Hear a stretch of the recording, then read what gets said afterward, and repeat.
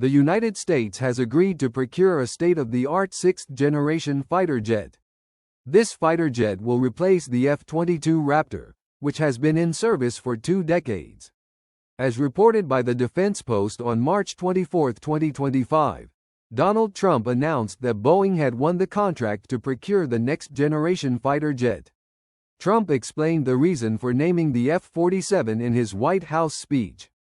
"The generals chose a name, and it's a beautiful number. F-47, Trump explained. Impressively, the F-47 fighter jet is claimed to be the only sixth-generation aircraft currently being built for U.S. defense. Trump also stated that no other aircraft can match the U.S. F-47. The Next Generation Air Dominance (NGAD) platform will be named the F-47.